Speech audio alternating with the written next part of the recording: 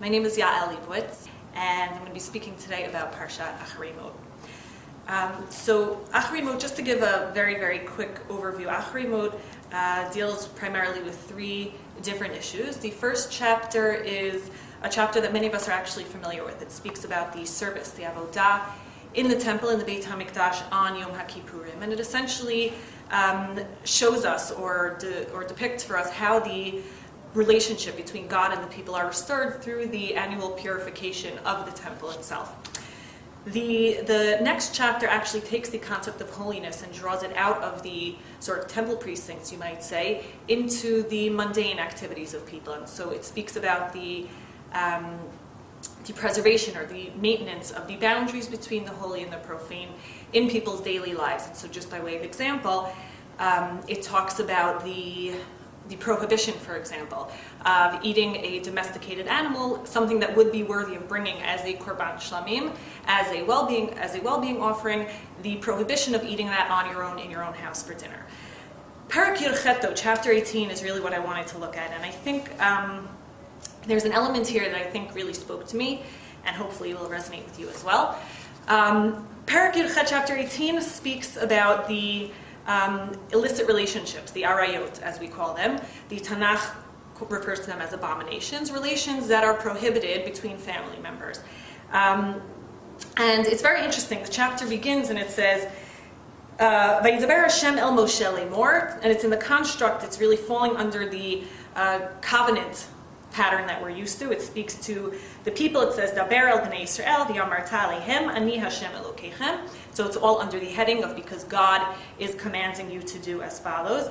And it then goes on to define us and define the identity of us, of Israel, as distinct from the two groups that, standing in the desert, we were actually geographically bound by. The Egyptians on the one hand, and the Canaanites on the other, are two sort of social adversaries, you might say. And it distinguishes us by saying that those behaviors that they are known for, licentiousness, sexual abominations, we are to steer clear from and steer clear of, and in that way we will define ourselves as distinct from them. What I found interesting, though, is the parak goes through the different relationships that are inappropriate, and then at the very end of the chapter, it says as follows. It says, Al titam'u b'chol eile, ki b'chol eile nitmeu hagoyim asher ani mishaleach mipneichem. That we are not allowed to defile ourselves through these various relationships, because these relationships or these abominations are those behaviors that the nations that preceded us in the land of Israel, that is how they defiled both themselves. But then it goes on and it expands on it and it says, it also, those behaviors defiled the land. And because the land became defiled, the land had to spit the people out.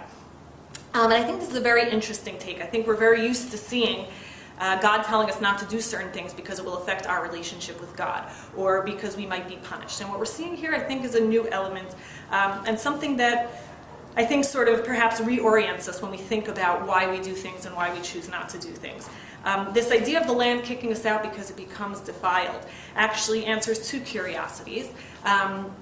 It speaks to why Gerim, why resident aliens, need to also refrain from prohibitions, because it talks about the idea that no matter who you are, if you're living on the Holy Land of Israel, your actions will impact the land itself. It also interestingly explains why, when God is speaking to Abraham in Genesis 15, why God explains that it'll take a number of generations until the Israelites return to the land, because the people that were living there were not yet spit out. They hadn't yet sort of filled that quota of sin, and God had not yet kicked them out. But I think perhaps more important than any of those things, I think that this concept helps remind us of why we refrain from sin and why we try as hard as possible in our own lives to maintain a certain level of morality and of moral consciousness.